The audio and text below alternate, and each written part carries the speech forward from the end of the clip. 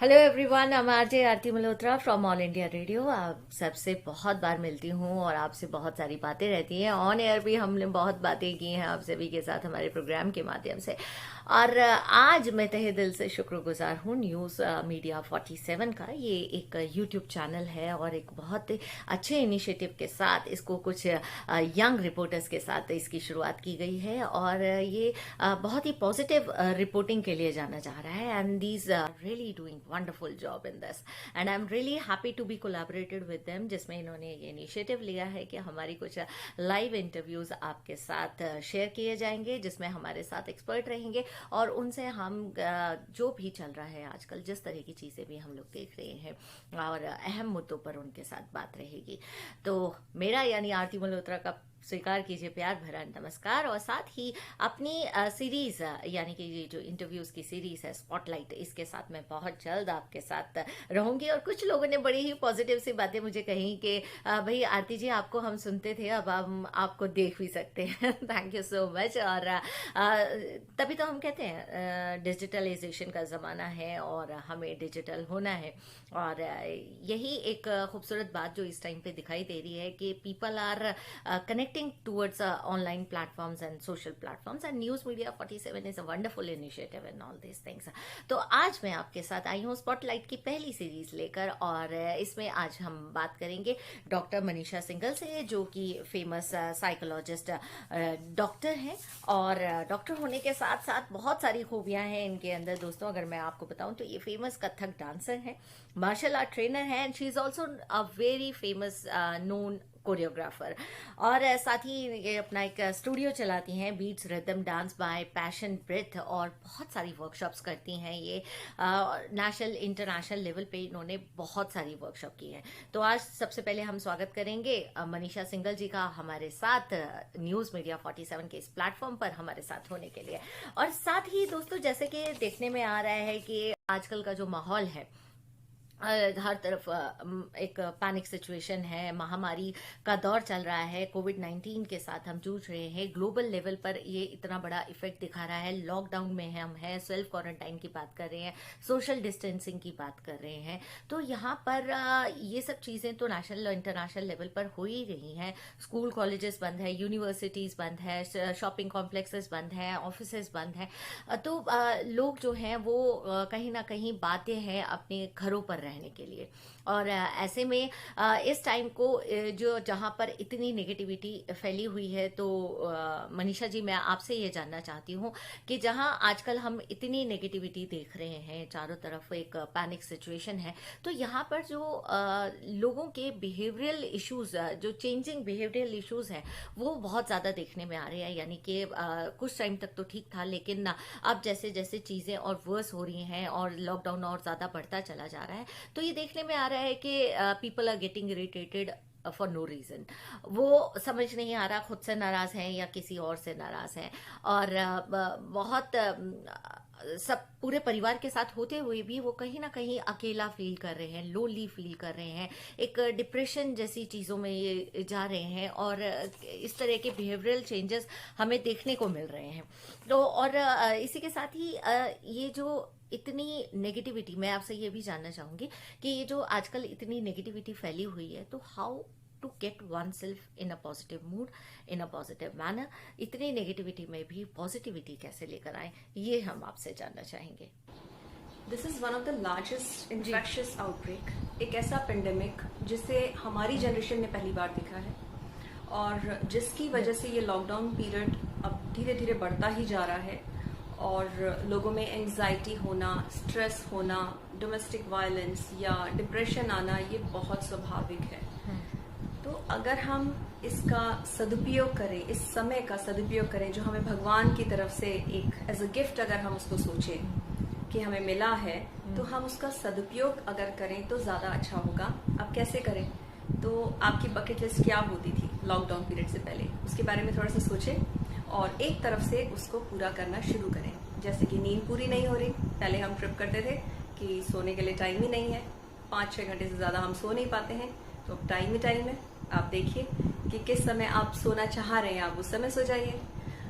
कुछ हॉबीज़ जो हम करना चाहते थे लेकिन नहीं कर पा रहे थे, तो अभी हम बहुत सारे इंस्टीट्यूशंस हैं जो ऑनलाइन कोर्सेज प्रोवाइड कर रहे हैं। तो आप सोचिए आपका इंटरेस्ट क्या है और स्टार्ट करिए कोर्सेज करना। घर को ऑर्गेनाइज करना, ये एक बहुत अच्छा काम है जिससे पॉजिटिविटी आती है घर में। अगर बहुत सारा क्लटर इकट्ठा हो जाता है तो वो नेगेटिविटी जनरेट करता है। सो बेटर है अगर हम एक एक सेक्शन अपने घर का चेक करें कि कहाँ पे क्या सामान ऐसा रखा है जो हमने कुछ समय से उसको यूज नहीं किया, तो उस सामान को या तो हम डोनेट कर सकते हैं कहीं पे, या फिर हम उसको रिसाइकिल करना चाहें, किसी और तरीके से उसको यूज करना चाहें तो वो कर सकते हैं। फैमिली पे काम करना बहुत जरूरी है। फैमिली जो साथ में रहते हुए भी साथ नहीं थी, काफी दूर थे हम लोग एक दूसरे के, तो वो उसका रीजन क्या था, उस पे हम अगर अपनी रिएक्शंस और रिस्पॉन्सेस को होल्ड पे डाल के दूसरे को सुने, उसको समझने की कोशिश करें, तो शायद वो डिस्टेंस वो हम कम कर सकते हैं जो पूरी लाइफ हमें एक सुख का अनुभव देगी। जी मनीषा जी, बहुत खूब कहा आपने कि इस वक्त को पॉजिटिव बनाने के लिए अपनी एनर्जी को प्रॉपर्ली चैनलाइज कीजिए और पॉजिटिव चीज़ों में लगाइए। आप अपनी हॉबीज़ को इन्हांस कर सकते हैं इस टाइम पर, जो भी अपनी हॉबीज़, क्योंकि हम कहा करते थे ना कि भागती दौड़ती ज़िंदगी है, हमें अपने लिए वक्त नहीं मिलता, तो अब तो वक्त ही वक्त है। तो इस वक्त को सही तरह से चैनलाइज कीजिए। इस तरह जैसे कि मनीषा जी ने बताया कि आप अपनी हॉबीज़, जैसे अगर आपकी हॉबीज़ रही हो कुकिंग को लेकर, पैशन कभी रहा हो, या गार्डनिंग को लेकर रहा हो, या और किसी चीज़ में आपकी हॉबी रही हो, बुक्स आप रीड कीजिए। और अगर आप ब्लॉग्स लिखना चाहते हैं तो आप ब्लॉग्स लिख सकते हैं, पॉडकास्ट बना सकते हैं। तो बहुत सारी ऐसी चीज़ें हैं जिसमें आप अपना टाइम व्यस्त कर सकते हैं और कुछ पॉजिटिविटी आप खुद भी इनवाइट कर सकते हैं और औरों को भी दे सकते हैं। साथ ही दिस इज आई थिंक, जैसे कि मनीषा जी ने कहा कि this is I think the best time to be with your family. और आप जो कहते हैं ना कि रिश्ते में उतार चढ़ाव आता है, रिश्ते बनते बिगड़ते हैं, तो शायद ये वो वक्त नहीं होने की वजह से भी होता था। तो अब तो वक्त ही वक्त है, तो आप इन रिश्तों को सुधार सकते हैं। साथ ही बच्चों के साथ बहुत अच्छे से टाइम स्पेंड कर सकते हैं, अपने बुजुर्गों के साथ टाइम स्पेंड कर सकते हैं। And definitely you can have yoga कर सकते हैं, आप मेडिटेशन कर सकते हैं। और मनीषा जी ने बताया कि yoga is a very good therapy, meditation बहुत अच्छा है। अपने अंतर मन से आप बात कीजिए, खुद से भी बातें करने का वक्त निकालिए, और साथ ही एक हेल्दी लाइफस्टाइल को आप अपनाइए और अपनी इम्यूनिटी लेवल को एनहांस कीजिए, जिसकी कि इस वक्त बहुत ज़्यादा ज़रूरत है। मनीषा जी, ये तो बात रही कि किस तरह से हम अपनी पॉजिटिविटी ला सकते हैं, एनर्जी को चैनलाइज कर सकते हैं। अब मैं आपसे न्यूज़ मीडिया 47 के माध्यम से ये भी जानना चाहूँगी कि जैसे कि हमारे घर में बच्चे हैं, बुजुर्ग हैं, वो बहुत ही सॉफ्ट होते हैं और बहुत जल्द उन पर किसी भी चीज़ का बहुत जल्द प्रभाव होता है। तो हम ऐसे टाइम पर अपने बच्चों की और बुजुर्गों की, क्योंकि बुजुर्ग भी कहते हैं कि एक टाइम पर बच्चे ही हो जाया करते हैं, तो हम ऐसे टाइम पर उनका किस तरह से ध्यान रख सकते हैं, उनमें पॉजिटिव वाइब्स कैसे दे सकते हैं और उनको किस तरह से बिजी रख सकते हैं। साथ ही मैं ये भी जानना चाहूँगी आपसे कि आजकल देखा जा रहा है जो भी कोरोना पेशेंट पॉजिटिव निकल रहे हैं और वो जो ट्रीटमेंट के बाद ठीक होकर वापस आ रहे हैं, समाज का जो एक नजरिया है उनकी तरफ, वो पॉजिटिव नहीं है। वो कहीं ना कहीं हीन भावना की दृष्टि से उनको देख रहे हैं और इसका साइकोलॉजिकल इफेक्ट उन पर बहुत पड़ रहा है, क्योंकि एक तो वो इतनी बड़ी बीमारी से लड़कर आए और फिर वापस आने के बाद समाज उन्हें उस तरह से एक्सेप्ट नहीं कर रहा जिस तरह से उसे करना चाहिए। तो इसके लिए आप क्या कहना चाहेंगे? अगर छोटे बच्चों की बात करते हैं तो बच्चों को इस तरह का जब भी कुछ एटमॉस्फेयर होता है तो बच्चों को जरूरत होती है और थोड़ा सा बड़ों का टाइम जिससे उन्हें मिल जाए, जिससे वो सिक्योर फील करें। तो हमें बच्चों के साथ थोड़ा सा टाइम ज्यादा स्पेंड करना चाहिए। इंस्ट्रक्शंस देना थोड़ा सा अवॉइड करें, क्योंकि बच्चे भी समझते हैं, ऐसा नहीं कि उन्हें नहीं समझ आता।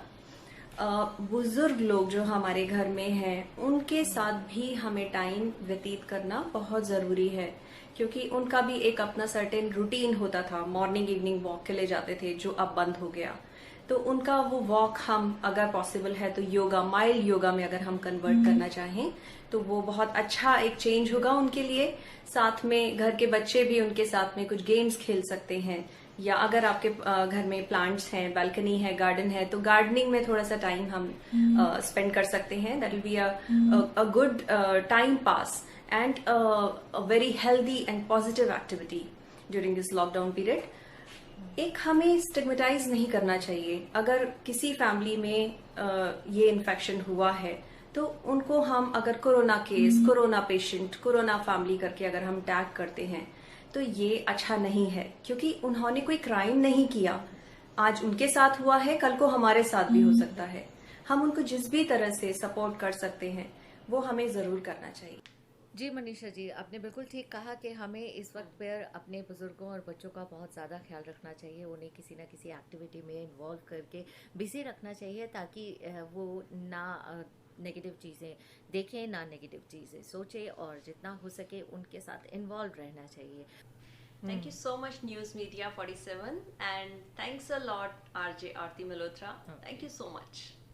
देखा भी गया है और कहा भी गया है कि परिवार से बढ़कर इस दुनिया में कुछ भी नहीं, और दुनिया में सबसे महत्वपूर्ण आपके लिए आपका परिवार और उसका प्यार होता है। तो ये प्यार यूं ही बना रहना चाहिए। और कहते हैं कि दुनिया में के लिए आप केवल एक व्यक्ति हैं, लेकिन परिवार के लिए आप पूरी दुनिया है। तो उस परिवार को एकजुट रखिए। और होता क्या है कि हम लोगों को इम्प्रेस, सारी जिंदगी लोगों को इम्प्रेस करने में बिता देते हैं और अपने परिवार को कहीं ना कहीं इग्नोर कर देते हैं, जिसके लिए हम जी रहे हैं और सब कुछ कर रहे हैं। तो शायद ये लॉकडाउन का टाइम, ये जो इस तरह का टाइम चल रहा है, तो डेफिनेटली शायद ये एक बजर है उस ऊपर वाले की तरफ से कि भाई अब तो समझ जाओ, परिवार की अहमियत को समझ लो।